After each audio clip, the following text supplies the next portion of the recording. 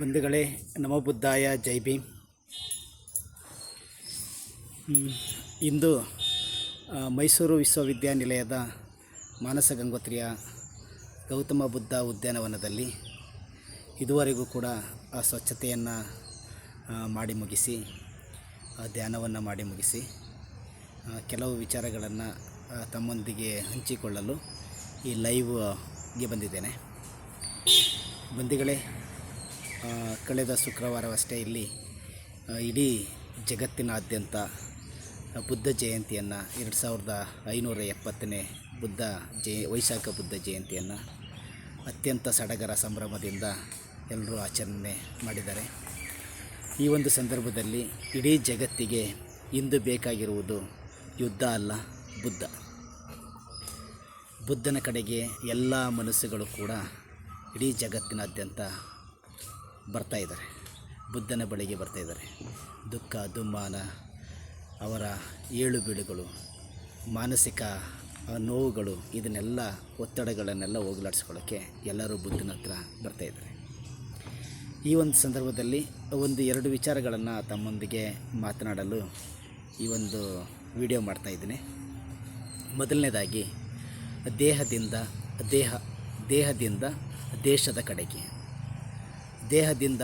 ದೇಶದ ಕಡೆಗೆ ಅಂತೇಳಿದ್ರೆ, ಒಬ್ಬ ವ್ಯಕ್ತಿ ಎಷ್ಟು ಆರೋಗ್ಯವಾಗಿರ್ತಾನೋ ಅವನ ಆರೋಗ್ಯದ ಮೇಲೆ ಆ ದೇಶದ ಉನ್ನತಿ, ಅಭಿವೃದ್ಧಿ ನಿಂತಿರುತ್ತೆ. ಒಬ್ಬ ವ್ಯಕ್ತಿ ಎಷ್ಟು ಆರೋಗ್ಯವಾಗಿರ್ತಾನೋ ಅದರ ಆಧಾರದ ಮೇಲೆ ಆ ದೇಶದ ಒಂದು ಬೆಳವಣಿಗೆಯನ್ನು, ಅಭಿವೃದ್ಧಿಯನ್ನು ಅಳೆಯಲಾಗುತ್ತದೆ. ದೇಹ ಮತ್ತು ದೇಶ ಎರಡು ಒಂದೇ ಅಕ್ಷರ ಮಾತ್ರ ಚೇಂಜ್ ಆಗಿದೆ. ದೇಹ ಚೆನ್ನಾಗಿದ್ದರೆ ಮಾತ್ರ ದೇಶ ಚೆನ್ನಾಗಿರೋಕ್ಕೆ ಸಾಧ್ಯ ಆಗುತ್ತೆ. ಅದಕ್ಕೆ ಸದೃಢವಾದ ದೇಹದಲ್ಲಿ ಸದೃಢವಾದ ಮನಸ್ಸಿರುತ್ತೆ ಅಂತ ಹಿರಿಯರೆಲ್ಲ ಹೇಳಿದ್ದಾರೆ. ಒಂದು ದೇಹ ಅಂತ ಹೇಳಿದ್ಮೇಲೆ ಒಂದು ದೇಹದಲ್ಲಿ ಎಷ್ಟು ಪಾರ್ಟ್ಸ್ಗಳಿದೆ,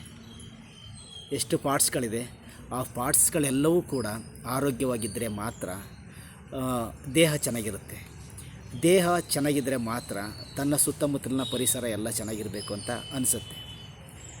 ಹೀಗೆ ನಮ್ಮ ದೇಹದಲ್ಲಿ ಎಷ್ಟೊಂದು ಕಣ್ಣು, ಕಿವಿ, ಮೂಗು, ನಾಲಿಗೆ, ಚರ್ಮ, ಮೂಳೆಗಳು, ಒಳಗಡೆ ಕಿಡ್ನಿ, ಯಾವುದು ಹೃದಯ, ಎಲ್ಲವೂ ಕೂಡ ಎಲ್ಲ ಪಾರ್ಟ್ಸ್ಗಳು ಕೂಡ ಮೋಸ್ಟ್ ಇಂಪಾರ್ಟೆಂಟ್ಸ್. ಒಂದು ಮನೆ ಒಳಗಡೆ ಏನೆಲ್ಲ ಇಂಪಾರ್ಟೆಂಟ್ ಪಾರ್ಟ್ಸು ಮನೆಯ ಒಳಗಡೆ ಇರತಕ್ಕಂಥ ಸದಸ್ಯರಿಗೆ ಬೇಕಾಗಿರುತ್ತೋ, ಹಂಗೆ ದೇಹ ಅಂತ ಹೇಳಿದ್ಮೇಲೆ ದೇಹದ ಒಳಗಡೆ ಇರ್ತಕ್ಕಂಥ ಎಲ್ಲ ಪಾರ್ಟ್ಸ್ಗಳು ಕೂಡ ಒಂದೊಂದು ಪಾರ್ಟ್ಸ್ಗಳು ಕೂಡ ತುಂಬ ಅತ್ಯಮೂಲ್ಯವಾಗಿರ್ತವೆ.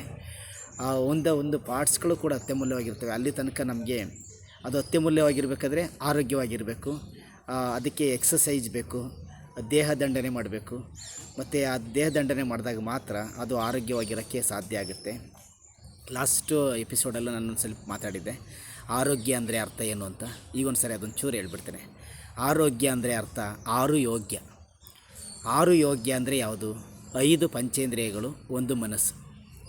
ಲಾಸ್ಟ್ ಟೈಮಲ್ಲೆಲ್ಲ ಇದ್ರ ಬಗ್ಗೆ ಡೀಟೇಲಾಗಿ ಹೇಳಿದ್ದೀನಿ. ಪಂಚೇಂದ್ರಿಯಗಳು ಅಂದರೆ ಕಣ್ಣು, ಕಿವಿ, ಮೂಗು, ನಾಲಿಗೆ, ಚರ್ಮ, ಈ 5 ಸೇರಿ ನಮಗೆ ಪಂಚೇಂದ್ರಿಯಗಳಾಗಿದೆ. ಆ ಪಂಚೇಂದ್ರಿಯಗಳು ಏನು ಇನ್ಫಾರ್ಮೇಷನನ್ನು ಕೊಡುತ್ತೆ, ಅದಕ್ಕೆ ಅವ್ರಿಗೆ ಒಬ್ಬರು HOD ಇರ್ತಾರೆ. ಈ 5 ಜನಕ್ಕೆ ಒಬ್ಬರು ಮನೆಗೆ ಯಜಮಾನ ಅಂತ ಇರ್ತಾರಲ್ಲ, ಹಂಗೆ ನಮ್ಮ ದೇಹಕ್ಕೆ ಒಬ್ಬರು ಯಜಮಾನ ಇರ್ತಾರೆ. ಪ್ರತಿಯೊಬ್ಬರು ವ್ಯಕ್ತಿಗೂ ಕೂಡ, ಸಕಲ ಜೀವರಾಶಿಗಳಿಗೂ ಯಜಮಾನರು ಇರ್ತಾರೆ. ಅದರಲ್ಲಿ ಮನುಷ್ಯ ತುಂಬ ಪ್ರಾಕ್ಟಿಕಲ್ ಆಗಿರೋದ್ರಿಂದ ಮಾತಾಡೋದು, ಯೋಚನೆ ಮಾಡೋದು, ಬುದ್ಧಿಶಕ್ತಿಯನ್ನು ತಾನು ಕಳಿಸ್ಕೊಂಡದನ್ನ ಹೊರಗಡೆ ಕೊಡೋದು ಎಲ್ಲವನ್ನೂ ಇರೋದ್ರಿಂದ ಮನುಷ್ಯನಿಗೆ ಅದು ಹೆಚ್ಚಾಗಿ ಮನುಷ್ಯರ ಬಗ್ಗೆ ಅದನ್ನು ಸ್ಟಡಿ ಮಾಡ್ತೀವಿ. ಎಲ್ಲ ಸಕಲ ಜೀವರಾಶಿಗಳಿಗೂ ಇರುತ್ತೆ ಅದು. ಈ ಮನಸ್ಸು HOD ಅಥವಾ ಮನೆಯ ಯಜಮಾನ.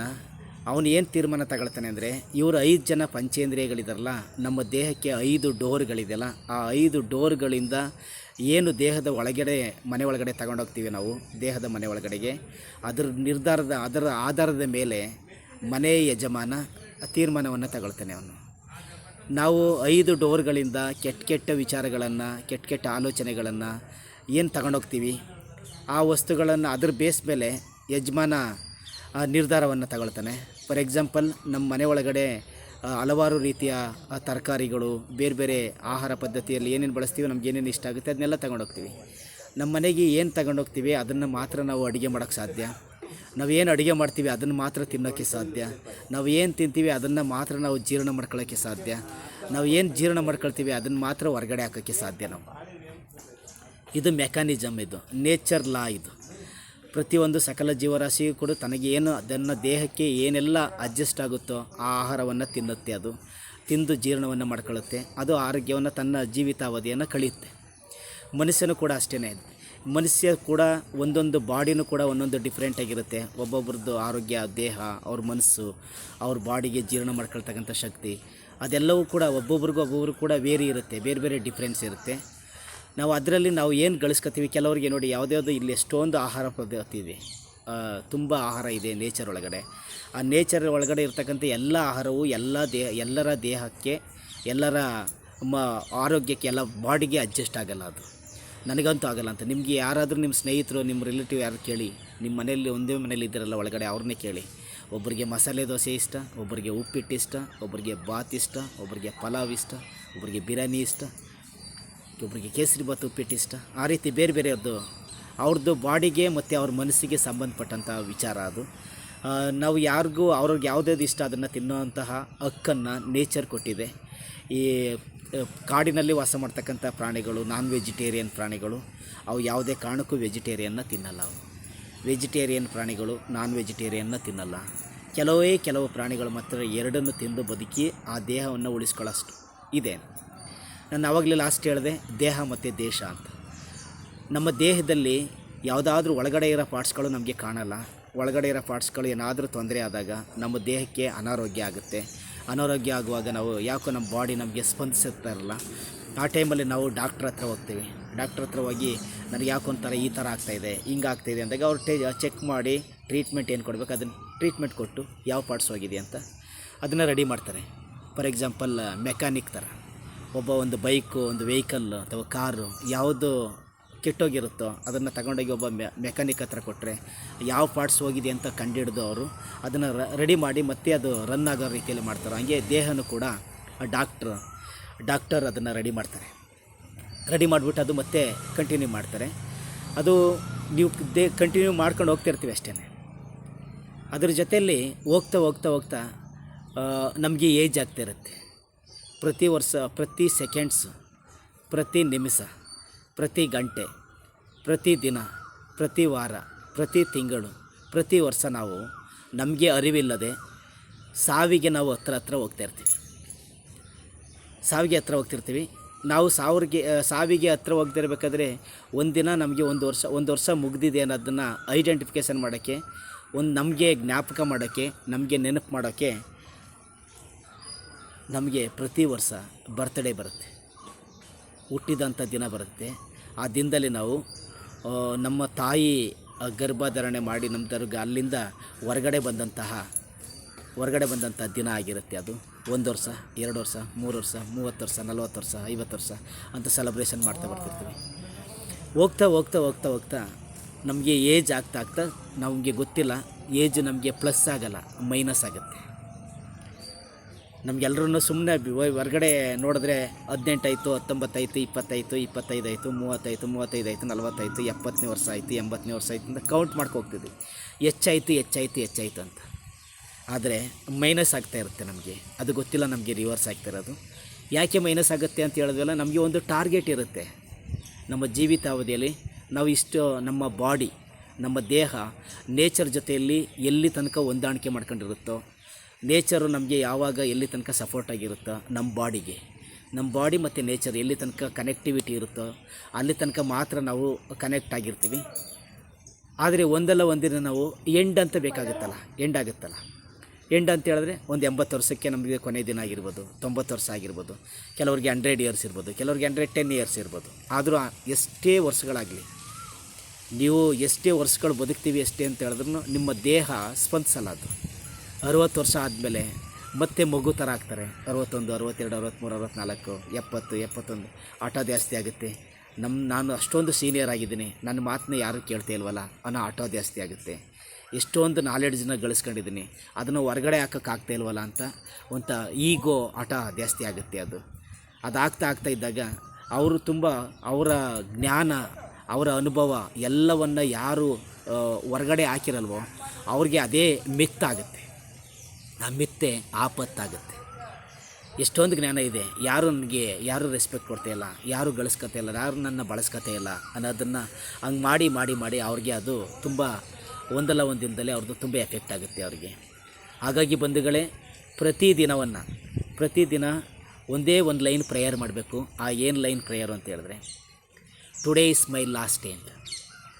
Today is my last day ಅಂತ ಬೆಳಗ್ಗೆ ಎದ್ದ ತಕ್ಷಣ ನೀವು ನಿಮಗೆ ಏನೇನು ಇಷ್ಟ ಇದೆ, ನಿಮ್ಮ ತಂದೆ ತಾಯಿ ನೀವು ಯಾವುದನ್ನು ತುಂಬ ಹಾರೈಸಬೇಕು ಅಂತ ನಿಮಗೆ ಆಶೀರ್ವಾದ ಮಾಡಬೇಕು ಅಂತ ನೆನೆಸ್ಕೊತೀರೋ ಅವ್ರನ್ನ ನೆನೆಸ್ಕೊಂಡು today is my last day ಅಂತ ಅದು ಪ್ರೇಯರ್ ಮಾಡ್ಕೋಬೇಕು. ಈ ದಿನವೇ ನನ್ನ ಕೊನೆಯ ದಿನ, ಈ ದಿನವೇ ನನ್ನ ಕೊನೆಯ ದಿನ ಅಂತ ಹೇಳಿದ್ರೆ, ಅದನ್ನು ಪ್ರೇಯರ್ ಮಾಡಿದ್ರೆ ನೀವು ಆ ದಿನವನ್ನು ಹೆಂಗೆ ಕಳೀತೀರ ಅಂತ ಹೇಳಿದ್ರೆ, ಈ ಸಾವಿನ ದವಡೆಯಲ್ಲಿ ಹೋಗಿ ಇನ್ನೇನು ಹಾಸಿಗೆ ಹಿಡಿದು ಇವತ್ತು ನಾಳಿದ್ದು ಸಾಯ್ತಾನೆ ಅಂತ ಇರ್ತಾರಲ್ಲ, ಅವ್ರನ್ನ ಹೋಗಿ ಮಾತಾಡಿಸಿ. ನೀವು ಅವ್ರನ್ನ ಮಾತಾಡ್ಸಿದ್ಮೇಲೆ ಕೆಲವ್ರು ಮಾತಾಡಿಸಿ ಅವ್ರಿಗೆ ಏನಾಗುತ್ತೆ, ಅವ್ರ ಭಾವನೆಗಳೇನಿರುತ್ತೆ ಅಂದರೆ, ನಾನು ಏನೇನು ಅಚೀವ್ಮೆಂಟ್ ಮಾಡಬೇಕು, ಏನೇನು ಸಾಧನೆ ಮಾಡಬೇಕು, ಇನ್ನೂ ಅಷ್ಟೆಲ್ಲ ಮಾಡದೆ ಬಿಟ್ಬಿಟ್ಟು ಹೋಗ್ತಿದ್ದೀನಿ, ಇಷ್ಟೆಲ್ಲ ಅಂತ ಯಾವತ್ತೂ ಯೋಚನೆ ಮಾಡಲ್ಲ.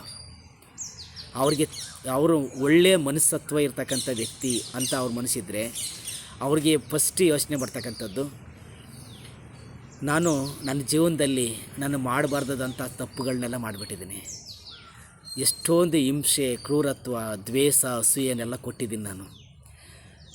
ನನ್ನಿಂದ ದುಃಖವನ್ನು ಪಡೆದಂಥ ವ್ಯಕ್ತಿಗಳ ಹತ್ರ ಹೋಗಿ ನನ್ನಿಂದ ತಪ್ಪಾಯಿತು ಅಂತ ಕೇಳಿ ಅವ್ರಿಗೆ ಕ್ಷಮಾಪಣೆ ಕೇಳೋಕ್ಕೆ ನನಗೆ ಆಗ್ತಿಲ್ವಲ್ಲ ಅಂತ ದುಃಖ ಇರುತ್ತೆ. ಆ ದುಃಖನ ಕೆಲವರಿಗೆ ಬಾಯಲ್ಲಿ ಹೇಳ್ಕೊಳ್ಳೋಕ್ಕೂ ಆಗಲ್ಲ, ಆ ಹೇಳ್ಕೊಳ್ಳೋಕ್ಕಾಗದೇ ರೀತಿಯಲ್ಲಿ ಬಾಯಿನ ಸ್ಟಾಪ್ ಮಾಡಿಬಿಟ್ಟಿರ್ತಾರೆ. ಬರೀ ಕಣ್ಣುಗಳು ಮಾತ್ರ ಬಿಟ್ಕೊಂಡು ನೋಡ್ತಿರ್ತಾರೆ. ಮನಸ್ಸೊಳಗಡೆ ಭಯಂಕರವಾದ ಯೋಚನೆಗಳು ಬರುತ್ತೆ. ಏನು ಅಂತ ಹೇಳಿದ್ರೆ, ನಾನು ಯಾರ್ಯಾರಿಗೆ ತಪ್ಪು ಮಾಡಿದ್ದೀನೋ, ಯಾರ್ಯಾರಿಗೆ ನನಗೆ ಗೊತ್ತಿಗಲಿ ಏನೆಲ್ಲ ಹಿಂಸೆಗಳನ್ನ ಕೊಟ್ಟಿದ್ದೀನೋ, ಅದನ್ನು ನಾನು ಹೋಗಿ ತಪ್ಪಾಯಿತು, ನನ್ನ ಕ್ಷಮಿಸ್ಬಿಡಿ, ನಾನು ನಿರ್ಗಮಿಸ್ತಿದ್ದೇನೆ ಅಂತ ಕೇಳ್ಕೊಳ್ಳೋಕ್ಕೆ ಆಗ್ತಿಲ್ವಲ್ಲ ಅನ್ನೋ ಭಾವನೆ ಅವರಿಗೆ ಯೋಚನೆ ಸ್ಟಾರ್ಟ್ ಆಗುತ್ತೆ. ಈ ರೀತಿ ಯೋಚನೆ ಸ್ಟಾರ್ಟಾಗಿ ಆ ರೀತಿಲೇ ಕೊರಗಿ ಸತ್ತೋಗ್ತಾರೆ. ಬಂಧುಗಳೇ, ಪ್ರತಿಯೊಬ್ಬರಿಗೂ ಕೂಡ ಈ ಹುಟ್ಟಿದಂಥ ಪ್ರತಿಯೊಂದು ಸಕಲ ಜೀವರಾಶಿಗಳಿಗೂ ಒಂದಲ್ಲ ಒಂದು ದಿನ ಸಾವಿದೆ ಅಂತ 100% ಗ್ಯಾರಂಟಿ. ಅದು ಸಾವಿದೆ.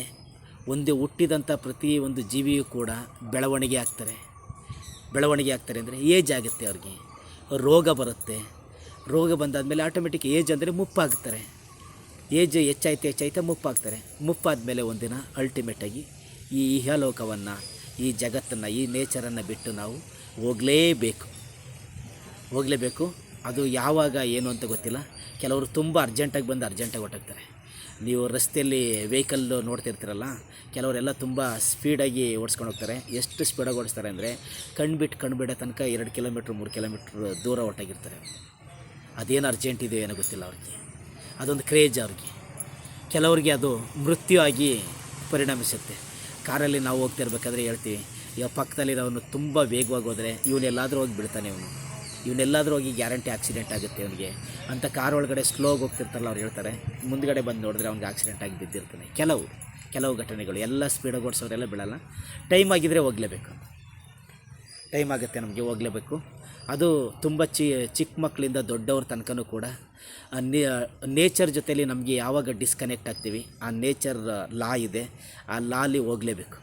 ನನ್ನ ಮೈ ಮೇಲೆ ಒಂದು ಇರುವೆ ಹರ್ಕ ಬರ್ತಾ ಇರುತ್ತೆ, ನನಗೆ ಗೊತ್ತಿರೋ ಸುಮ್ಮನೆ ಹೊಡೆದ್ಬಿಟ್ಟು ಹಿಂಗೆ ಆಗ್ತೀನಿ, ಅದರದ್ದು ಇರುವೆ ಮುಗೀತು, ಅದರದ್ದು ಜೀವಿತ. ಜಿರಳೆ ನಮಗಿಂತ ಯಾವುದು ಪೂರ್ತಿ ತೊಂದರೆ ಆಗುತ್ತೆ ಅನ್ನೋದು ಅದನ್ನು ಇಮಿಡಿಯೇಟಾಗಿ ಅದನ್ನು ಸಾಯಿಸ್ಬಿಟ್ಟಿರ್ತೀವಿ, ಓಟಾಗಿರ್ತೀವಿ. ನಮ್ಗೆ ಅನ್ನೋಯಿಂಗ್ಲಿ ಅದು. ಜಿರಳೆಗಳು ಬರ್ತವೆ ಮನೆಗೆ, ಹಲ್ಲಿಗಳು ಬರ್ತವೆ, ಬೇರೆ ಏನೋ ಬರುತ್ತೆ, ಅವನ್ನೆಲ್ಲ ಸಾಯಿಸ್ತೀವಿ. ಆದರೆ ನಮ್ಮನ್ನು ಭಯ ಇರ್ತಕ್ಕಂಥದ್ದನ್ನು ನಾವು ಸಾಯಿಸೋಕ್ಕಾಗಲ್ಲ. ಒಂದು ಹಾವು ಬಂದುಬಿಡುತ್ತೆ, ನಾಗರಾವು ಬಂದರೆ ಸಾಯಿಸೋಕ್ಕಾಗುತ್ತೆ, ನಾವು ಹೊಡೆಯೋಕ್ಕಾಗುತ್ತೆ ಅದನ್ನು.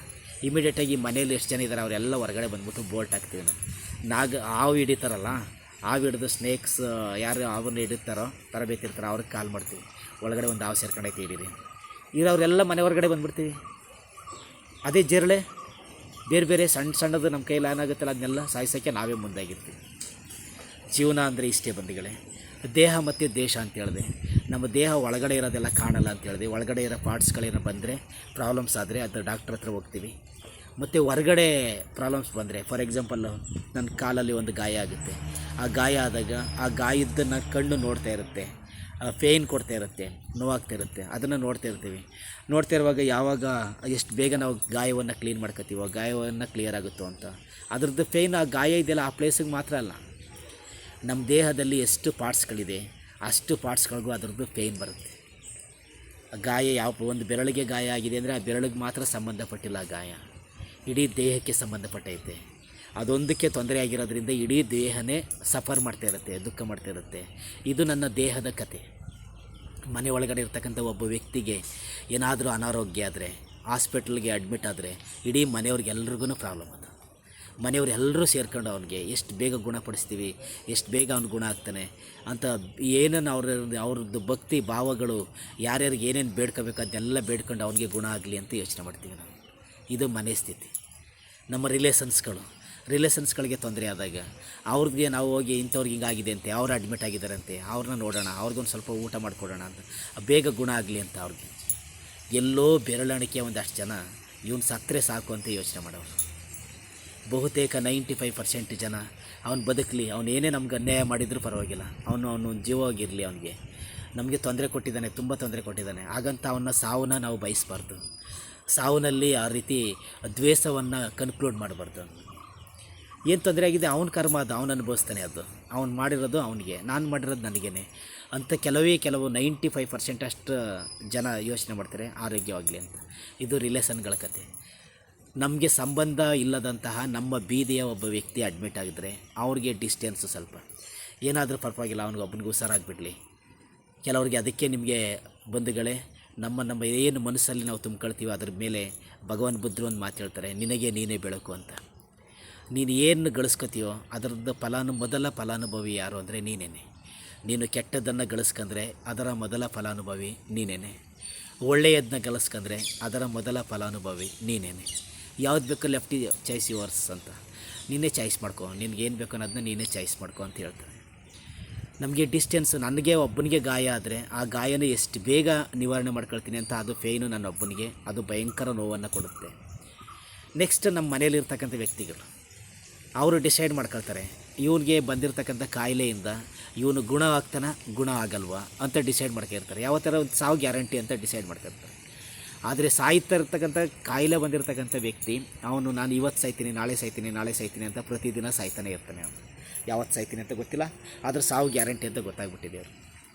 ಎರಡನೇ ಲೈನಲ್ಲಿರ್ತಕ್ಕಂಥ ಹೆಂಡ್ತಿ, ಮಕ್ಕಳು, ಅಪ್ಪ ಅಮ್ಮ, ರಿಲೇಷನ್ಗಳ ಅಣ್ಣ ತಮ್ಮದಿರೋರೆಲ್ಲ ಇವನಿಗಿಂತ ಕಾಯಿಲೆ ಬಂದೈತೆ, ಅವನು ಯಾವತ್ತಿದ್ರೂ ಒಂದಿನ ಸಾಯ್ತಾನೆ, ಇರೋ ತನಕ ಚೆನ್ನಾಗಿ ನೋಡ್ಕೊಳ್ಳೋಣ, ಇರೋ ತನಕ ಅವ್ನ ಜೊತೆಲಿ ಇರೋಣ ಅಂತೇಳಿ ಅವರು ಅಲರ್ಟ್ ಆಗಿರ್ತಾರೆ. ಮೂರನೇ ವರ್ಗದ ಜನ ರಿಲೇಷನ್ಸ್ಗಳು, ಒಡಹುಟ್ಟನ್ನ ಬಿಟ್ಟು ನೆಕ್ಸ್ಟ್ ಬರ್ತಾರಲ್ಲ ರಿಲೇಷನ್ಸ್ಗಳು, ಅವರೆಲ್ಲರಿಗೂ ಗೊತ್ತಾಗುತ್ತೆ, ಅವರೆಲ್ಲ ಡಿಸೈಡ್ ಮಾಡ್ಕೊಂಡಿರ್ತಾರೆ. ಅವ್ರ ದುಃಖ ಸ್ವಲ್ಪ ದೂರ, ಇಡೀ ಊರಿಗೆ ಗೊತ್ತಾಗುತ್ತೆ, ಊರಿನವ್ರ ದುಃಖ ಇನ್ನೂ ಸ್ವಲ್ಪ ದೂರ. ಇಡೀ ಯಾರ್ಯಾರಿಗೆ ಪರಿಚಯ ಆಗಿರ್ತಾನೆ ಇಡೀ ರಾಜ್ಯದಲ್ಲಿ, ಆ ರಾಜ್ಯದವ್ರಿಗೆ ಎಲ್ರಿಗೂ ಗೊತ್ತಾಗುತ್ತೆ, ಅವ್ರದ್ದು ದುಃಖ ಇನ್ನೂ ದೂರ. ದೇಶ ವಿದೇಶಗಳಿಗೆ ಗೊತ್ತಿರುತ್ತೆ, ಅವ್ರದ್ದು ದುಃಖ ಇನ್ನೂ ದೂರ. ಈ ರೀತಿ ನನ್ನ ದುಃಖದ ಬಗ್ಗೆ, ಮೊದಲ ದುಃಖ ಯಾರಿಗೆ ಹೆಚ್ಚಿರುತ್ತೆ, ಯಾರಿಗೆ ಸಮಸ್ಯೆ ಬಂದಿರುತ್ತೆ, ಯಾರಿಗೆ ನೋವಾಗಿರುತ್ತೆ ಅವ್ರಿಗೆ ಮಾತ್ರ ಹೆಚ್ಚು ದುಃಖ ಆಗಿರುತ್ತೆ. ಯಾರ್ಯಾರು ಅವರನ್ನು ಅವಲಂಬಿಸಿರ್ತಾರೆ ಅವ್ರಿಗೆ ಎರಡನೇ ಹಂತದ ದುಃಖ ಆಗಿರ್ತಾರೆ. ಮತ್ತು ಕುಟುಂಬ ವರ್ಗದವ್ರಿಗೆ ಮೂರನೇ ಹಂತ, ನೆಕ್ಸ್ಟು ಒಡ ಹುಟ್ಟಿದವ್ರಿಗೆ 4-5 ಅಂತ ಹಿಂಗೆ ಹೋಗುತ್ತೆ. ನಾನು ಏನು ಹೇಳೋಕ್ಕೆ ಹೊರಟಿದ್ದೀನಿ ಬಂಧುಗಳೇ ಅಂದರೆ, ನಮ್ಮ ದೇಹ ಚೆನ್ನಾಗಿದ್ದರೆ, ಆರೋಗ್ಯವಾಗಿದ್ದರೆ ನಾವು ದೇಶದ ಕಡೆಗೆ ಯೋಚನೆ ಮಾಡ್ತೀವಿ. ನನ್ನ ದೇಶ, ನನ್ನ ರಾಜ್ಯ, ನನ್ನ ಊರು, ನನ್ನ ತಾಲೂಕು, ನನ್ನ ಜಿಲ್ಲೆ ಅಂತ ನಾವು ಎಲ್ಲವನ್ನೂ ಯೋಚನೆ ಮಾಡ್ತೀವಿ. ನನ್ನ ದೇಹ ಚೆನ್ನಾಗಿದ್ದಾಗ ಮಾತ್ರ. ದೇಹ ಚೆನ್ನಾಗಿರಬೇಕಾದ್ರೆ ದೇಹ ಒಂದೇ ಪಾರ್ಟ್ಸ್ ಇಲ್ಲ, ಇಡೀ ದೇಹವನ್ನು ಕಂಟ್ರೋಲ್ ಮಾಡೋರು ಯಾರು ಅಂದರೆ ಆವಾಗಲೇ ಹೇಳಿದೆ, ಮನೆ ಯಜಮಾನ, HOD ಮನಸ್ಸು. ನೀವು ದೇಹ ಎಷ್ಟೇ ಆರೋಗ್ಯವಾಗಿದ್ದರು, ಜಿಮ್ಗೆ ಹೋಗಿದ್ದು ಬಂದರು, ಮಿಲ್ಟ್ರಿ ಭಾಳ ಕಟ್ಟುನಿಟ್ಟಾಗಿ ಕುಸ್ತಿ ಪೈಲ್ವಾನಾಗಿದ್ರು, 10 ಜನನ ಒಂದೇ ಸರಿ ಎತ್ತಿ ದಬಾಕ್ತೀನಿ ಅನ್ನೋ ರೀತಿಲಿ ಇದ್ದರು, ಅವನಿಗೆ ಕಂಟ್ರೋಲ್ ಮಾಡೋದು ಯಾವುದು ಅಂದರೆ ಅವನ ಮೈಂಡ್ಗೆ ಅದು ಯಾವ್ದು, ಎಲ್ಲರಿಗೂ ಒಂದೇ ಥರ ಮೈಂಡ್ ಇರೋದು. ಯಾರಿಗೆ ಮೈಂಡ್ ತರಬೇತಿ ಕೊಟ್ಟಿರ್ತಾರೋ ಅವ್ರಿಗೆ ತುಂಬ ಚೆನ್ನಾಗಿ ತರಬೇತಿಯನ್ನು, ಪಾಸಿಟಿವ್ನೆಸ್ ತರಬೇತಿ ಕೊಟ್ಟಿರ್ತಾರೋ ಅವನು ತುಂಬ ಸಣ್ಣಕ್ಕಿರಲಿ, ಅವನು ಮೋಸ್ಟ್ ಪವರ್ಫುಲ್ ಆಗಿರ್ತಾನೆ. ಅವನು ಯಾರು 10 ಜನನ ಹೊಡೆದು ಎತ್ತಾಕ್ತೀನಿ ಅಂತ ಭಾಳ ಫೈಲ್ವಾನ್ ಇದ್ದಾನೋ ಅವನು ಮನಸ್ಸಿಗೆ ತರಬೇತಿ ಕೊಡಲಿಲ್ಲ ಅಂತ ಹೇಳಿದ್ರೆ ಒಂದು ಸಣ್ಣ ವ್ಯಕ್ತಿ ಅವನ್ನೇ ಎತ್ತಾಕ್ಬಿಡ್ತಾನೆ ಮಾನಸಿಕವಾಗಿ. ಆ ರೀತಿ ಮನಸ್ಸಿಗೆ ತರಬೇತಿ ಕೊಡಬೇಕು. ನಮ್ಮ ಪಾರ್ಟ್ಸಲ್ಲಿ 2 ಭಾಗ ಇದೆ, ನಮ್ಮ ದೇಹ ಮತ್ತು ಮನಸ್ಸು. ದೈಹಿಕ ಆರೋಗ್ಯ ಮತ್ತು ಮಾನಸಿಕ ಆರೋಗ್ಯ ಅತ್ಯಂತ ತುಂಬ ಅಗತ್ಯವಾಗಿ ಬೇಕಾಗುತ್ತೆ. ಅಂಥ ನಿಟ್ಟಿನಲ್ಲಿ ಭಗವಾನ್ ಬುದ್ಧರ ತಮ್ಮ ಜೀವಿತಾವಧಿಯ ಎಲ್ಲ ಬೋಧನೆಗಳು ಕೂಡ ಈ ಎರಡಕ್ಕೆ ಸಂಬಂಧಪಟ್ಟಿರ್ತಕ್ಕಂಥದ್ದು. ಯಾವುದು? ದೇಹ ಮತ್ತು ಮನಸ್ಸು. ದೇಹ ಮತ್ತು ಮನಸ್ಸು ಅಂತ ಹೇಳಿದ್ರೆ ಮನುಷ್ಯರಿಗೆ ಮಾತ್ರ ಹೇಳಿಲ್ಲ, ಸಕಲ ಜೀವರಾಶಿಗಳಿಗೂ ಕೂಡ ದೇಹ ಮತ್ತು ಮನಸ್ಸಿದೆ. ಆ ದೇಹ ಮತ್ತು ಮನಸ್ಸು ಸಕಲ ಜೀವರಾಶಿಗಳಿಗೂ ಇದೆ ಅನ್ನೋದನ್ನು ನೀವು ಹೆಂಗೆ ವ್ಯಕ್ತಪಡಿಸ್ತೀರ ಅಂದರೆ, ಒಂದು ನಾಯಿಗೆ ಪ್ರೀತಿಯನ್ನು ಕೊಟ್ಟರೆ ನಾವು, ಆ ನಾಯಿ ವಾಪಸ್ ನಮಗೆ ಪ್ರೀತಿ ಕೊಡುತ್ತೆ. ನಾಯಿಗೆ ನಾವು ಹಿಡ್ಕೊಂಡು ದಿನ ಹೊಡಿತಾ ಇದ್ದರೆ ನಾಯಿ ನಮ್ಮನ್ನು ನೋಡ್ಕೊಂಡು ತಕ್ಷಣ ಕಚ್ಚಕ್ಕೆ ಬರುತ್ತೆ, ಬೊಗಳಕ್ಕೆ ಬರುತ್ತೆ. ನಾವು ಹೆಂಗೆ ಏನು ಕೊಡ್ತೀವಿ ಅದನ್ನು ವಾಪಸ್ ರಿಟರ್ನ್ಸ್ ಬರುತ್ತೆ ನಮಗೆ. ಅದಕ್ಕೆ ಬೆಸ್ಟ್ ಎಕ್ಸಾಂಪಲ್ ಅಂತ ಹೇಳಿದ್ರೆ ಅಲೋಕ ಅಂತ ಒಂದು ನಾಯಿ. ಇಡೀ ಜಗತ್ತಿನಲ್ಲೇ ತುಂಬ ಪೀಸ್ಡ್ ಆಗಿ ಶಾಂತಿಯ ನಾಯಿ ಅಂತ ಹೆಸರನ್ನು ಪಡ್ಕೊಂಡಿರ್ತಕ್ಕಂಥದ್ದು ಅಲೋಕ. ಕೆಲವರಿಗೆ, ತುಂಬ ಜನಕ್ಕೆ ಇಂಡಿಯನ್ಸ್ಗೆ ಗೊತ್ತಿಲ್ಲ, ಕೆಲವು ವ್ಯಕ್ತಿಗಳಿಗೆ ಗೊತ್ತಿದೆ ಅಲೋಕದ ಬಗ್ಗೆ. ಅದ್ರ ಬಗ್ಗೆ ಒಂದೇ ಒಂದು ನಿಮಿಷ ಮಾತಾಡ್ಬಿಡ್ತೀನಿ. ಈ ಅಲೋಕನ ನಾಯಿ ಭಾರತ ದೇಶದ ಕಲ್ಕತ್ತಾ ವಿಮಾನ ನಿಲ್ದಾಣದಲ್ಲಿ, ಆ ಟೈಮಲ್ಲಿ ಕಲ್ಕತ್ತಾ ವಿಮಾನ ನಿಲ್ದಾಣದಲ್ಲಿ ಆಕ್ಸಿಡೆಂಟ್ ಆಗಿ ಬಿದ್ದಿರ್ತಕ್ಕಂಥ ಒಂದು ನಾಯಿ ಇದು. ಅಪಘಾತ ಆಗಿತ್ತು. ಆ ಒಂದು ಆಕ್ಸಿಡೆಂಟ್ ಆಗಿ ಬಿದ್ದಿರ್ತಕ್ಕಂಥ ನಾಯಿಯನ್ನು ಅಮೇರಿಕಾದಿಂದ ಒಂದು 20 ಜನ ಬೌದ್ಧ ಭಿಕ್ಕುಗಳು ಕಲ್ಕತ್ತಾಕ್ಕೆ ಬಂದಿದ್ದರು. ಆ ಟೈಮಲ್ಲಿ ಆ ಕಲ್ಕತ್ತಾಕ್ಕೆ ಬಂದಾಗ ನೇಚರು ಯಾವಾಗ ಯಾರನ್ನು ಯಾವ ಸಂದರ್ಭದಲ್ಲಿ ಎಲ್ಲಿ ಕನೆಕ್ಟ್ ಮಾಡುತ್ತೋ, ಎಲ್ಲಿ ತನಕ ತಗೊಂಡೋಗುತ್ತೋ, ಎಲ್ಲಿ ಪ್ರಸಿದ್ಧಿ ಮಾಡುತ್ತೋ ಅಂತ ಗೊತ್ತಿಲ್ಲ. ಬೌದ್ಧ ಭಿಕ್ಕುಗಳ ಕಣ್ಣಿಗೆ ಆ ಶ್ವಾನ ಅಂದರೆ ಆ ನಾಯಿ ಕಣ್ಣಿಗೆ ಕಾಣ್ತು. ಆ ಕಂಡಾಗ ಬೌದ್ಧ ಭಿಕ್ಕುಗಳಿಗೆ ಅವ್ರಿಗೆ ಕ್ಯಾರೆಕ್ಟರ್ ಇದೆ, ಕರುಣೆ, ಮೈತ್ರಿ, ಪ್ರೀತಿ, ವಿಶ್ವಾಸ ಸಕಲ ಜೀವರಾಶಿಗಳಿಗೆ ಕೊಡಬೇಕು ಅಂತ. ಎಲ್ಲಿ ತೊಂದರೆಯಾಗಿ ಬಿದ್ದಿರ್ತಕ್ಕಂಥ ನಾಯಿನ ಟ್ರೀಟ್ ಮಾಡಬೇಕು ಅಂತೇಳಿ ಒಬ್ಬ ಬೌದ್ಧ ಭಿಕ್ಕುಗೆ ಅನ್ನಿಸ್ತು. ಆ ಬೌದ್ಧ ಭಿಕ್ಕುಗೆ ಅನ್ನಿಸ್ದ ತಕ್ಷಣ ಅವರು ಅದನ್ನು ತಗೊಂಡು ಆ ನಾಯಿನ ಟ್ರೀಟ್ಮೆಂಟ್ ಮಾಡಿದ್ರು.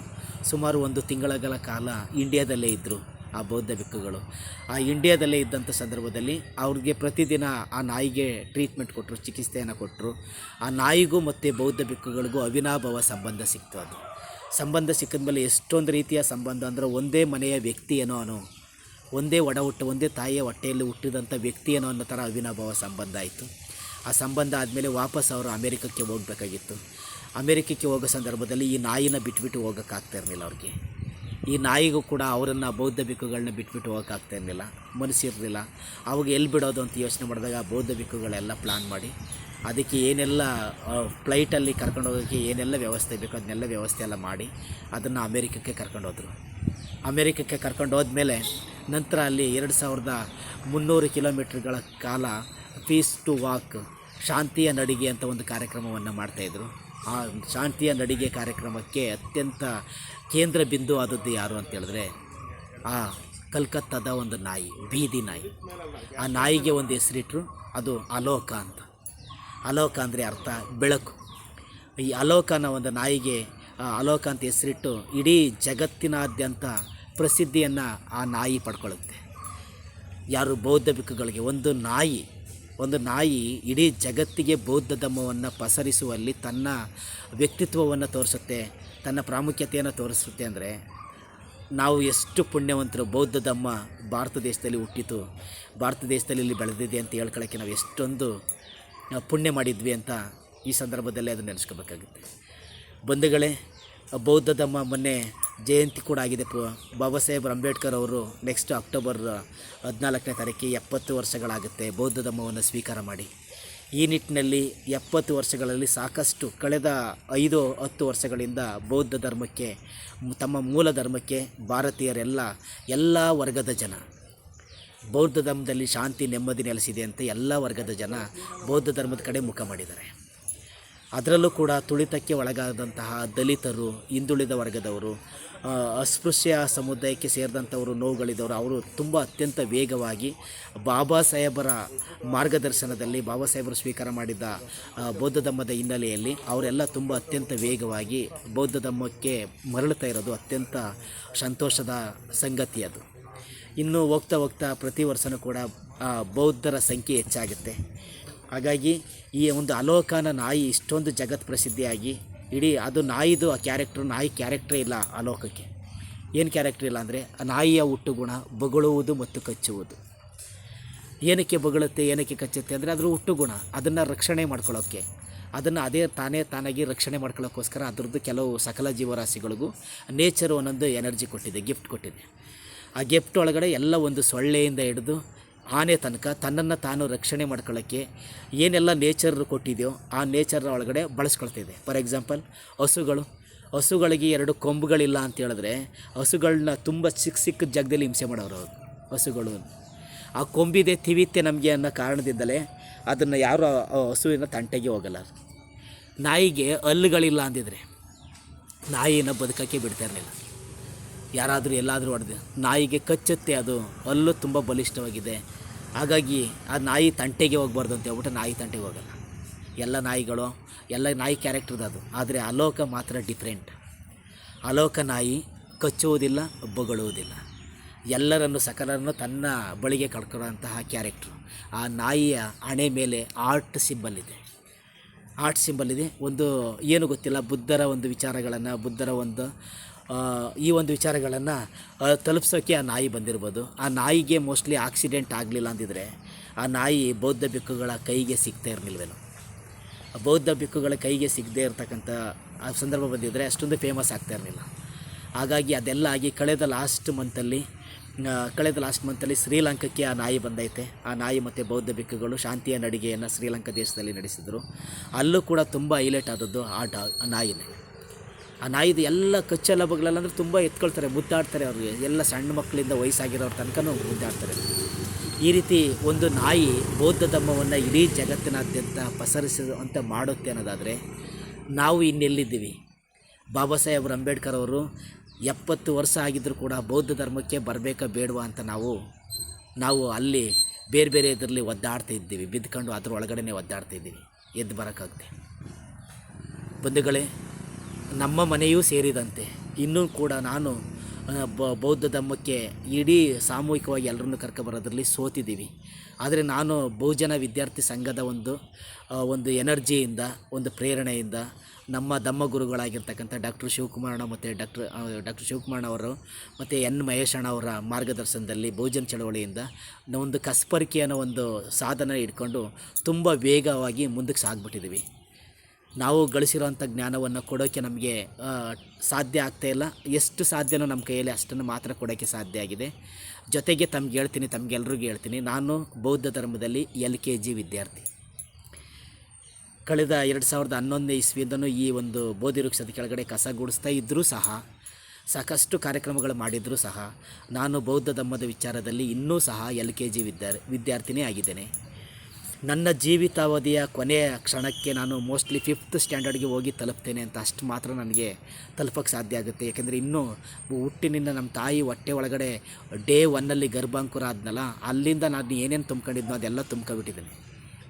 ಅದನ್ನ ಖಾಲಿ ಮಾಡೋಕ್ಕೆ ತುಂಬ ಟೈಮ್ ಆಗುತ್ತೆ. ಅದು ಖಾಲಿ ಮಾಡೋಕ್ಕೆ ನಮಗೆ ಹಳೆದೆಲ್ಲ ಮನೆ ಒಳಗಡೆ ಎಲ್ಲ ವಸ್ತುಗಳನ್ನೆಲ್ಲ ತಗೊಬಂದು ತುಂಬ್ಕೊಬಿಟ್ಟಿದ್ದೀವಿ. ಆ ಎಲ್ಲ ವಸ್ತುಗಳು ತುಂಬ ಅಟ್ಯಾಚ್ಮೆಂಟಿಂದ ತುಂಬ್ಕೊಂಡಿರ್ತಕ್ಕಂಥದ್ದು.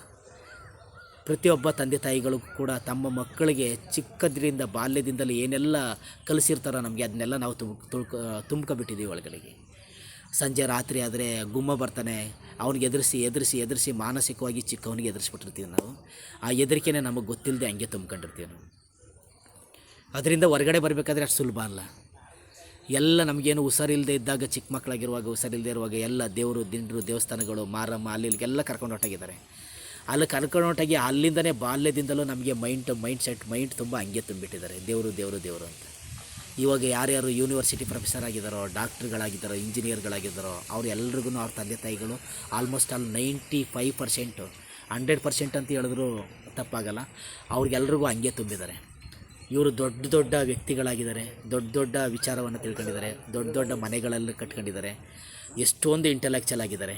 ಆದರೆ ಅವರು ಬಾಲ್ಯದಲ್ಲಿ ತುಂಬಿಕೊಂಡಂತಹ, ಅವರ ತಂದೆ ತಾಯಿಗಳು ತುಂಬಿದಂತಹ ಅವರ ಕೆಲವು ಮೇಜರ್ ಆಗಿರ್ತಕ್ಕಂಥ ಅಂಶಗಳಿಂದ ಬಿಟ್ಟು ಹೊರಗಡೆ ಬರೋಕ್ಕಾಗ್ತಾಯಿಲ್ಲ.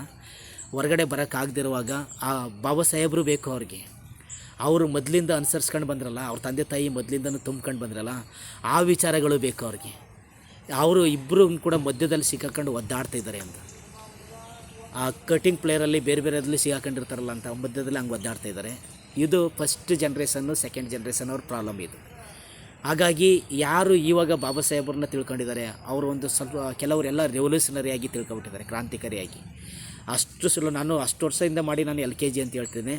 ಇವಾಗ ಯಾರು ನೆನ್ನೆ ಮೊನ್ನೆ ಬಂದ್ರಲ್ಲ 20 ವರ್ಷ 30 ವರ್ಷದವರು, ಅವರು ನನಗಿಂತ ಭಾಳ ಅತ್ಯುನ್ನತವಾಗಿ ಬಾಬಾ ಸಾಹೇಬ್ರನ್ನ, ಭಗವಾನ್ ಬುದ್ಧರನ್ನ ತಿಳ್ಕೊಂಡಿರ್ತಾರೆ. ನಮಗೆ ಅವನು ಚಿಕ್ಕ ಏಜ್, ಅವನು ಎಷ್ಟು 10 ವರ್ಷ 15 ವರ್ಷ 20 ವರ್ಷದ ಹುಡುಗ. ಅವನು ನನಗಿಂತ ವೇಗವಾಗಿ, ಅವನು ನನಗೆ 45 ವರ್ಷ 50 ವರ್ಷ ಆದ್ರೂ ಕೂಡ ತಿಳ್ಕೊಳ್ಳೋದ್ರಲ್ಲಿ, ಇನ್ನೂ ಒಳಗಡೆ ಇರೋದ್ರಲ್ಲಿ ಖಾಲಿ ಮಾಡ್ಕೊಳ್ಳೋದ್ರಲ್ಲೇ ಕಳೀತಾ ಇರ್ತೀವಿ ನಾವು. ಈಗ 20 ವರ್ಷದ ಹುಡುಗ, 10 ವರ್ಷದ ಹುಡುಗ, 15 ವರ್ಷದ ಹುಡುಗ ನನಗಿಂತ 1,000 ಕಿಲೋಮೀಟ್ರ್ ದೂರದಲ್ಲಿರ್ತಾರೆ ಅವರೆಲ್ಲ ಯಾರನ್ನ ಬೈತಾರೆ ಗೊತ್ತಾ? ಚಿಂಬಾವಣ ಅಷ್ಟು ವರ್ಷದಿಂದ ಕಸ ಗುಡಿಸ್ತಾ ಇದ್ದಾನೆ, ಹಂಗೆ ಮಾಡ್ತೀನಿ ಅಂತ ಹೇಳ್ತಾನೆ. ಅವ್ರ ಮನೆ ಇನ್ನೂ ಗಂಧಕಡ್ಡಿ ಹಚ್ಕೊಂಡು ಪೂಜೆ ಮಾಡ್ತಾರೆ. ಅವ್ರ ಮನೆಯಲ್ಲಿ ದೇವ್ರ ಫೋಟೋಗಳು ಇಟ್ಕೊಂಡಿರ್ತಾರೆ, ಹಂಗಿರ್ತಾರೆ. ಅದನ್ನೆಲ್ಲ ಖಾಲಿ ಮಾಡೋಕ್ಕಾಗಲ್ಲ. ನಾನು ನೋಡು 15 ವರ್ಷ ಆಗಿದೆ, ನಮ್ಮ ಮನೇಲಿ ಒಂದು ದೇವ್ರ ಫೋಟೋಗಳು ಇಲ್ಲ, ಎಲ್ಲ ಬುದ್ಧನ ಹೆಂಗೆ ಇಟ್ಕೊಂಡಿದ್ದೆ ಅಂತ ಕಂಪೇರ್ ಮಾಡ್ತಾ 15 ವರ್ಷದವನು ನನ್ನನ್ನು ಬೈತಾನೆ, ನಾನು 60 ವರ್ಷದವನು ಬೈತೀನಿ, 60 ವರ್ಷದವರು ಇನ್ನೊಂದಷ್ಟು ಜನ ಮುಂದ್ಗಡೆ ಇರೋರನ್ನು ಬೈತಾನೆ. ಬೈಯೋದ್ರಿಂದ ಬೌದ್ಧ ಧರ್ಮ ಹರಡಲ್ಲ, ವಿರೋಧ ಮಾಡೋದ್ರಿಂದ ಬೌದ್ಧ ಧರ್ಮ ಎಕ್ಸ್ಪೆಂಡ್ ಆಗಲ್ಲ. ನಾವು ಪ್ರೀತಿ ಕರುಣೆ ಮೈತ್ರಿಯಿಂದಲೇ ಮಾತ್ರ. ನಾವು ಬಸ್ಸಲ್ಲಿ ಬರ್ತಿರ್ಬೇಕಾದ್ರೆ ಎಲ್ಲ ಸೀಟ್ ಫಿಲ್ ಆಗಿರುತ್ತೆ, ನನಗೆ ನಿಂತ್ಕೊಳ್ಳೋಕ್ಕಾಗಲ್ಲ, ನಾನು ಸೀಟ್ ಮಾಡ್ಕೋಬೇಕು. ಅವಾಗ ಏನು ಮಾಡಬೇಕು ಅಂತ ಹೇಳಿದ್ರೆ, ಯಾರನ್ನೂ ದ್ವೇಷದಿಂದ ಎದ್ದೇಳಿಸಿ ಒಬ್ಬನ್ನ ಸೀಟ್ ಮಾಡ್ಕೊಳಕ್ಕಾಗಲ್ಲ ನಾವು. ಆವಾಗ ನಾವೇನು ಮಾಡಬೇಕಾಗುತ್ತೆ? ಸರ್ ನನಗೆ ಸ್ವಲ್ಪ ಹೆಲ್ತ್ ಇಶ್ಯೂ ಇದೆ ಸರ್, ನಾನು ನಿಂತ್ಕೊಳ್ಳೋಕ್ಕಾಗಲ್ಲ, ಒಂದು ಸ್ವಲ್ಪ ಒತ್ಕೊಳ್ಳಿ ಸರ್ ಅಂತ 3 ಜನ ಕೂತಿರ್ತಾರಲ್ಲ ಆ ಸೀಟಲ್ಲಿ ನಾನು ಒಂಚೂರು ಜಾಗ ಮಾಡ್ಕೋಬೇಕು. ಆ ಸ್ವಲ್ಪ ದೂರ ಹೋದ ತಕ್ಷಣ ಒಂದು ಅರ್ಧ ಕಿಲೋಮೀಟ್ರ್ 2 ಕಿಲೋಮೀಟ್ರ್ ಹೋದ ತಕ್ಷಣ 2-3 ಹಂಪ್ಸ್ ಬರ್ತವೆ. ಹಂಪ್ಸ್ ಬಂದಾಗ ಇನ್ನೊಂಚೂರು ಜಾಗ ಮಾಡ್ಕೋಬೇಕು, ಇನ್ನೊಂಚೂರು ಹೊತ್ಕೊಂಡು ಹೋಗ್ಬೇಕು. ಹಂಗೆ ಸ್ವಲ್ಪ ಜಾಗ ಮಾಡ್ಕೊಂಡಾದ್ಮೇಲೆ ಕೆಲವು ಪ್ಲೇಸ್ ಬರೋಗೆ ಅವರು 3 ಜನದಲ್ಲಿ ಯಾರಾದರೂ ಇಳಿಯೋ ತನಕ ಲಾಸ್ಟ್ ನಾನೇ ಹೇಳೋದು ಕನ್ಫರ್ಮ್. ನಾನು ಲಾಸ್ಟ್ ಇಳಿಯೋದು ನಾನು ಯಾರು ಅಂದರೆ ಬುದ್ಧಿಸಮು ಅಲ್ಟಿಮೇಟಾಗಿ ಉಳಿಯೋದು. ಈಗ ಆಲ್ರೆಡಿ 3 ಜನ ಕೂತಿದ್ದಾರಲ್ಲ, ಅವರು ಬೇರೆ ಬೇರೆ. ಅವರು ಯಾವುದೋ ಒಂದು ಸ್ಟಾಪ್ ಬಂದ ತಕ್ಷಣ ಇಳಿಲೇಬೇಕು, ಆಟೋಮೆಟಿಕ್ ಇಳಿತಾರೆ. ಆಗ ನನಗೆ ಸೀಟ್ ಸಿಗುತ್ತೆ. ಅಲ್ಲಿ ತನಕ ಒಂದು ಸ್ವಲ್ಪ ನಮಗೆ ತಾಳ್ಮೆ ಬೇಕು. ಹಿರಿಯರ ಮಾರ್ಗದರ್ಶನ ತಗೋಬೇಕು. ಹಿರಿಯರ ಮಾರ್ಗದರ್ಶನದಲ್ಲಿ ನಾವೆಲ್ಲ ಬೆಳಿಬೇಕು ಕಿರಿಯರು. ಮತ್ತು ಕಿರಿಯರನ್ನ ಚೆನ್ನಾಗಿ ಪ್ರೀತಿಸಬೇಕು, ನಂಬಬೇಕು, ಕರುಣೆ ಮೈತ್ರಿ ಪ್ರೀತಿ ಕೊಡಬೇಕು. ಅದೆಲ್ಲ ಕೊಡಬೇಕಾದ್ರೆ ನಾವು ಫಸ್ಟು ಚೆನ್ನಾಗಿ ತಯಾರಾಗಬೇಕು. ಅದು ತಯಾರಾದಾಗ ಮಾತ್ರ ಬೌದ್ಧ ಧರ್ಮನ ಕಟ್ಟೋಕ್ಕಾಗುತ್ತೆ. ನಾನು ಲಾಸ್ಟಲ್ಲಿ ಒಂದೇ ಒಂದು ನಿಮಿಷ ಮಾತಾಡಿ, ನನಗೆ ದೇಹ ಚೆನ್ನಾಗಿದ್ದರೆ ಮಾತ್ರ ದೇಶ ಚೆನ್ನಾಗಿರುತ್ತೆ ಅಂತ ಹೇಳಿದ್ನಲ್ಲ, ಅದು ಕನ್ಕ್ಲೂಡ್ ಮಾಡೋಕ್ಕೆ ಲಾಸ್ಟ್ ಒಂದು ಉದಾಹರಣೆ ಹೇಳಿ ಮಾತಾಡ್ತೀನಿ. ಬಂಧುಗಳೇ, ಬಾಬಾ ಸಾಹೇಬರ ವಿಚಾರಗಳನ್ನು ಮತ್ತು ಭಗವಾನ್ ಬುದ್ಧರ ವಿಚಾರಗಳನ್ನು ನಾವು ತುಂಬ ವರ್ಷಗಳಿಂದ ಕೇಳ್ತಾ ಬರ್ತಾಯಿದ್ದೀವಿ. ನಮಗೆ ಎಲ್ಲಿಂದ ಬಾಬಾ ಸಾಹೇಬರು ಸಿಕ್ಕಿದ್ರು, ಇಲ್ಲಿ ಇಡೀ ದೇಶಕ್ಕೆ ಬಾಬಾ ಸಾಹೇಬರು ಸಿಕ್ಕಿದ್ದು ಹೊಸ ಒಂದು ಹಂತ ತಗೊಂಡದ್ದು ಯಾವಾಗ ಅಂತ ಹೇಳಿದ್ರೆ, ದಾದಾ ಸಾಹೇಬ್ ಕಾನ್ಸೀರಾಮ್ ಅವರ ಆಗಮನದ ನಂತರ. ದಾದಾ ಸಾಹೇಬ್ ಕಾನ್ಸೀರಾಮ್ ಅವರು ಬಾಬಾ ಸಾಹೇಬ್ರನ್ನ ಒಂದು ಹೊಸ ರೀತಿಯಲ್ಲಿ ಇಡೀ ಇಂಡಿಯಾಕ್ಕೆ ತೋರಿಸಿದ್ದಾರೆ. ಅವರು ಕನ್ಯಾಕುಮಾರಿಯಿಂದ ಕಾಶ್ಮೀರ ತನಕ ಅವರು ಏನು ಒಂದು ಚಳುವಳಿಯನ್ನು ಕಟ್ಟಿ ಅವರು ಮದುವೆ ಆಗದೆ ಅವ್ರದ್ದು ಏನು ಬಂದು ತ್ಯಾಗ, ಕಾನ್ಸೀರಾಮ್ ಸಾಹೇಬರ ತ್ಯಾಗದಿಂದ ಇಡೀ ದೇಶದಾದ್ಯಂತ ಒಂದು ಬಾಬಾ ಸಾಹೇಬರು ಹೊಸ ರೂಪದಲ್ಲಿ ನಮಗೆ ಸಿಕ್ಕಿದ್ರು. ಅಲ್ಲಿ ತನಕ ಇರಲಿಲ್ಲ ಅಂದರೆ ಅಲ್ಲಿ ತನಕ ಇದ್ದರು ಅವರು. ಅಲ್ಲಿ ತನಕ ಅಲ್ಲಲ್ಲಿ ಹೋರಾಟಗಳು, ರೋಷ, ಕೋಪ, ದ್ವೇಷ, ಆ ರೀತಿ ಬಾಬಾ ಸಾಹೇಬ್ರನ್ನ ನಾವು ತುಂಬ್ಕೊತಾ ಇದ್ವಿ. ಒಂದು ಸರಿಯಾದ ಒಂದು ಮಾರ್ಗದರ್ಶನದಲ್ಲಿ ನಾವು ಚೆನ್ನಾಗಿ ಬಾಬಾ ಸಾಹೇಬರ ವಿಚಾರ ತಿಳ್ಕೋಬೇಕು. ನಾವು ತಿಳ್ಕೊಳ್ಳೋದಾದಮೇಲೆ ನಮ್ಮ ಅಕ್ಕಪಕ್ಕದವ್ರಿಗೂ ತಿಳಿಸ್ಬೇಕು, ಅಕ್ಕಪಕ್ಕ ಸಮುದಾಯಗಳಿಗೂ ತಿಳಿಸ್ಬೇಕು, ಎಲ್ಲ ಧರ್ಮದವ್ರಿಗೂ ಬಾಬಾ ಸಾಹೇಬ್ರ ವಿಚಾರ ತಿಳಿಸ್ಬೇಕು ಅಂತ ದಾದಾ ಸಾಹೇಬ್ ಕಾನ್ಸೀರಾಮ್ ಅವರ ಆಗಮನದ ನಂತರ ಇಡೀ ದೇಶದಾದ್ಯಂತ, ಅದರಲ್ಲೂ ಕರ್ನಾಟಕದಲ್ಲೂ ಕೂಡ ಅಣ್ಣ NMS ಅವರು ಮತ್ತು ಡಾಕ್ಟರ್ ಶಿವಕುಮಾರ್, ಕೃಷ್ಣಮೂರ್ತಿಯವರು, ಪುತ್ತ ಬಹುಜನ ಚಳುವಳಿಯ ಹಲವಾರು ಶೋಷಲೆ ಗಂಗಾಧರಣ್ಣ ಅವರು, ಮತ್ತು ಅನಸೂಗೆ ಸೋಮಣ್ಣ ಅವರು, ಮಹೇಶ್ ಅವರು, ಇನ್ನೂ ಹಲವಾರು ಜನರು ತುಂಬ ಅವರದೇ ಆದ ರೀತಿಯಲ್ಲಿ ಕೊಡುಗೆಯನ್ನು ಕೊಟ್ಟಿದ್ದಾರೆ. ಅವರೆಲ್ಲರ ಒಂದು ಮಾರ್ಗದರ್ಶನದಲ್ಲಿ ಒಂದು ಚಳುವಳಿಯಲ್ಲಿ ತುಂಬ ಜನ, ಮೈಸೂರು ಭಾಗ, ಬೆಂಗಳೂರು ಭಾಗ, ಮಾರ್ಸಂದ್ರ ಮುನಿಯಪ್ಪ ಸಾಹೇಬರು, ಅವರು ತುಂಬ ಹಲವಾರು ಜನ ಅವರದೇ ಆದ ಅವ್ರು ಏನೇನು ಕೊಡುಗೆ ಕೊಟ್ಟಿದ್ದಾರೆ ಅವರೆಲ್ಲರ ನೇತೃತ್ವದಲ್ಲಿ ಇಡೀ ಕರ್ನಾಟಕ ರಾಜ್ಯದಾದ್ಯಂತ ಬಾಬಾ ಸಾಹೇಬರ ಚಳುವಳಿ ಅತ್ಯಂತ ವೇಗವಾಗಿ ಮುನ್ನಡೆಯೋಕ್ಕೆ ಸಾಧ್ಯ ಆಯಿತು. ಈ ನಿಟ್ಟಿನಲ್ಲಿ ಮೊದಲು ಬಾಬಾ ಸಾಹೇಬರು ಮತ್ತು ಭಗವಾನ್ ಬುದ್ಧರು ಇಬ್ಬರು ಗ್ರೇಟೆಸ್ಟು ಸುಗಂಧ ಪರಿಮಳ ಇದ್ದಂಗೆ. ಬಾಬಾ ಸಾಹೇಬರು ಮತ್ತು ಭಗವಾನ್ ಬುದ್ಧರು ತುಂಬ ಅತ್ಯಂತ ದುಬಾರಿ ಪರಿಮಳ, ಸುಗಂಧ ಪರಿಮಳ ಇದ್ದಂಗೆ. ಆ ಸುಗಂಧ ಪರಿಮಳವನ್ನು ಯಾರು ಸ್ಟಾರ್ಟಿಂಗಲ್ಲಿ ತಗೊಂಡ್ರೋ, ಕೊಂಡ್ಕೊಳ್ಳೋಕ್ಕೆ ಬಾಟ್ಲನ್ನ ಯಾರು ಕೊಂಡ್ಕೊಳ್ಳೋಕ್ಕೆ ತಗೊಂಡ್ರೋ, ಆ ಬಾಟ್ಲನ್ನ ಕೊಂಡ್ಕೊಳ್ಳೋಕ್ಕೆ ಶಕ್ತಿ ಇರೋರು, ಅವರು ಬಾಟಲ್ಲಿ ಮುಷ್ಲನ್ನು ಓಪನ್ ಮಾಡಿ ಒಂದು ಹನಿನ ಹಾಕಬೇಕಾಗಿತ್ತು, ಹಾಕೊಳ್ಳಿಲ್ಲ. ಕೆಲವರು ನಾನು ಹೇಳೋದು ಎಲ್ಲರೂ ಅಂತಲ್ಲ, ಕೆಲವರು ಬಾಟ್ಲ್ ತಗೊಳ್ಳೋಕ್ಕೆ ಸಾಧ್ಯ ಇತ್ತು ಅವರು ಬಾಟ್ಲ್ ಕೊಂಡ್ಕೊಂಡಂಥವ್ರು ಎಲ್ಲ ಜನವರ್ಗಕ್ಕೆ ಆ ಬಾಟ್ಲನ್ನ ತಗೊಂಡು ಬಂದು ಎಕ್ಸ್ಪ್ಲೈನ್ ಮಾಡಿದ್ರು. ಬಾಟ್ಲನ್ನ ತಗೊಂಡು ಬಂದು ಎಕ್ಸ್ಪ್ಲೈನ್ ಮಾಡಿದ್ರು. ಬಾಟ್ಲು ಗೊತ್ತಾಯಿತು, ಎಂಥ ಸುಗಂಧ ಭರಿತವಾದ ಬಾಟ್ಲು ಗೊತ್ತಾಯಿತು. ಒಳಗಡೆ ಎಷ್ಟೊಂದು ಬೇರುತ್ತೆ ಗೊತ್ತಂತ. ಆದರೆ ದುರಂತ ಅವ್ರ ಮುಚ್ಚಳನ ಓಪನ್ ಮಾಡೇ ಇಲ್ಲ. ಮುಚ್ಚಳ ಓಪನ್ ಮಾಡಿಲ್ಲ ಅಂದರೆ ಅವರು ಲೇಪನ ಮಾಡ್ಕೊಂಡೇ ಇಲ್ಲ. ಬರೀ ಬಾಟ್ಲನ್ನ ತಗೊಂಡು ಬಂದು ಎಕ್ಸ್ಪ್ಲೇನ್ ಮಾಡ್ತಾಯಿದ್ರು. ಎಕ್ಸ್ಪ್ಲೇನ್ ಮಾಡುವಾಗ ಇಲ್ಲಿ ಕೇಳ್ತದ್ದ ಆಡಿಯನ್ಸ್ ಏನು ಮಾಡಿದ್ರು, ಅವರೆಲ್ಲರೂ ಕೂಡ ತುಂಬ ಬಾಟ್ಲು ಅಷ್ಟು ಸೂಪರಾಗಿದೆ, ಎಷ್ಟೊಂದು ಚೆನ್ನಾಗಿದೆ ಅದು, ಆ ಬಾಟ್ಲನ್ನ ನಾನು ಕೊಂಡ್ಕೊಳ್ಳೋಕ್ಕಾಗಲ್ವಲ್ಲ ಅನ್ನೋ ಯೋಚನೆಯಲ್ಲಿ ತುಂಬ ವರ್ಷಗಳ ಕಾಲ ಕಳೆದು. ಆದರೆ ಕಳೆದ 10 ವರ್ಷಗಳ ಹಿಂದೆಯಿಂದಾಗಿ ಬಾಟ್ಲನ್ನ ಯಾರ್ಯಾರು ಕೊಂಡ್ಕೊಳ್ಳೋಕ್ಕೆ ಸಾಧ್ಯ ಆಗಿತ್ತು, ಅದು ಕೊಂಡ್ಕೊಳ್ಳೋರ ಸಂಖ್ಯೆನೂ ಜಾಸ್ತಿ ಆಯಿತು. ಕೊಂಡ್ಕೊಳ್ಳೋರ ಸಂಖ್ಯೆ ಹೆಚ್ಚಾದ ಮೇಲೆ ಬಾಟ್ಲನ್ನ ಓಪನ್ ಮಾಡೋರ ಸಂಖ್ಯೆನೂ ಜಾಸ್ತಿ ಆಯಿತು. ಓಪನ್ ಮಾಡಿಬಿಟ್ಟು ಅದನ್ನು ಅವರು ಲೇಪನ ಮಾಡ್ಕೊಂಡಿದ್ದಾರೆ. ಲೇಪನ ಮಾಡ್ಕೊಂಡವರು ಬಾಟ್ಲನ್ನ ಮನೆಯಲ್ಲೇ ಇಟ್ಬಿಟ್ಟು ಬಂದಿದ್ದಾರೆ. ಯಾಕೆಂದರೆ ಲೇಪನ ಮಾಡ್ಕೊಂಡಿರ್ತಾರಲ್ಲ, ಅವರೇ ಘಮ ಅಂತಿರ್ತಾರೆ. ಅವ್ರ ಪ್ಲೇಸ್ಗೆ ಹೋಗ್ತಾರೆ, ಅವರು ಬಾಟ್ಲ್ ಬಗ್ಗೆ ಎಕ್ಸ್ಪ್ಲೇನ್ ಮಾಡೋದೇ ಇಲ್ಲ, ಏಕೆಂದರೆ ಅವರೇ ಘಮ ಅಂತಿರ್ತಾರೆ. ಹಾಗಾಗಿ ನಾವು ಬಾಟ್ಲ್ಗಳನ್ನ ಕೊಂಡ್ಕೊಳ್ಳೋದ್ರ ಜೊತೆಯಲ್ಲಿ ಬಾಟ್ಲ್ ಮುಚ್ಚಳವನ್ನು ತರೆದು ನಾವು ಲೇಪನ ಮಾಡ್ಕೋಬೇಕು. ಲೇಪನ ಮಾಡ್ಕೊಂಡಾಗ ಮಾತ್ರ ನಾವು ಯಾವ ಪ್ಲೇಸ್ಗೆ ಹೋಗ್ತೀವಿ, ಯಾರಿಗೆ ಬಾಬಾ ಸಾಹೇಬ್ರ ವಿಚಾರ ತಿಳಿಸೋಕೆ ಹೋಗ್ತೀವಿ, ಬುದ್ಧರ ವಿಚಾರ ತಿಳಿಸೋಕೆ ಹೋಗ್ತೀವಿ, ಅವ್ರಿಗೆ ಅದು ಅರ್ಥ ಆಗುತ್ತೆ, ಅವ್ರಿಗೆ ಅಟ್ರಾಕ್ಷನ್ ಆಗುತ್ತೆ. ಆವಾಗ ಕೇಳಿದ ತಕ್ಷಣ ಅವ್ರಿಗೂ ಗೊತ್ತಾಗುತ್ತೆ, ನಾನು ಆ ಬಾಟ್ಲನ್ನ ಕೊಂಡ್ಕೋಬೇಕು ಅಂತ ಅನಿಸುತ್ತೆ. ಸಾಧ್ಯವಾದ್ರು ಕೊಂಡ್ಕೊಳ್ಳೋಕ್ಕಾಗಲ್ಲ ಅಂದರೆ ಯಾರು ಬಾಟ್ಲನ್ನ ಕೊಂಡ್ಕೊಂಡಿರ್ತಾರೋ ಅವರೇ ಆ ಬಾಟ್ಲನ್ನ ತಗೊಂಡೋಗಿ ಅವರೆಲ್ಲರಿಗೂ ಒಂದೊಂಚೂರು ಲೇಪನ ಮಾಡಬೇಕಾಗುತ್ತೆ. ಅದರ ಹಿನ್ನೆಲೆಯಲ್ಲಾಗಿ ಆ ಒಂದು ಪರಿಮಳ, ಬೌದ್ಧ ಧರ್ಮದ ಪರಿಮಳಕ್ಕೆ, ಬಾಬಾ ಸಾಹೇಬರ ವಿಚಾರಧಾರೆಗಳ ಪರಿಮಳಕ್ಕೆ ಎಲ್ಲರನ್ನೂ ಜನಗಳಿಗೆ ನಮ್ಮ ಕಡೆ ಕರ್ಕೊಂಡು ಬರೋಕ್ಕೆ ಸಾಧ್ಯ ಆಗುತ್ತೆ. ಬಂಧುಗಳೇ, ನನ್ನ ವಿಚಾರಗಳು ಪಾಸಿಟಿವ್ ಆಗಿ ರಿಸೀವ್ ಮಾಡ್ಕೋಬೇಕು ಅಂತ ಹೇಳ್ತಾ, ಯಾವುದೇ ರೀತಿಯ ಬೇರೆ ರೀತಿಯಲ್ಲಿ ನೆಗೆಟಿವ್ ಆಗಿ ತಗೋಬಾರ್ದು ಅಂತ ಹೇಳ್ತಾ, ಇಷ್ಟೊತ್ತು ನನ್ನ ಮಾತುಗಳನ್ನು ಕೇಳಿಸ್ಕೋಬೇಕು ಅಂತ ಹೇಳ್ತಾ ಎಲ್ರಿಗೂ ಧಮ್ಮ ವಂದನೆಗಳನ್ನ ಸಲ್ಲಿಸ್ತೀನಿ. ನಮೋ ಬುದ್ಧಾಯ, ಜೈ ಭೀಮ್. ನಿಮ್ಮ ಪ್ರೀತಿಯ ಡಾಕ್ಟರ್ ಚಿಂಬಾಬಾ ಬುದ್ಧ ಪ್ರಿಯ 358 ಸಂಸ್ಥಾಪಕ ಅಧ್ಯಕ್ಷರು, ಧಮ್ಮದೀಪ ಪ್ರತಿಷ್ಠಾನ ಚಾರಿಟೇಬಲ್ ಟ್ರಸ್ಟ್, ಮೈಸೂರು. ನಮೋ ಬುದ್ಧಾಯ, ಜೈ ಭೀಮ್.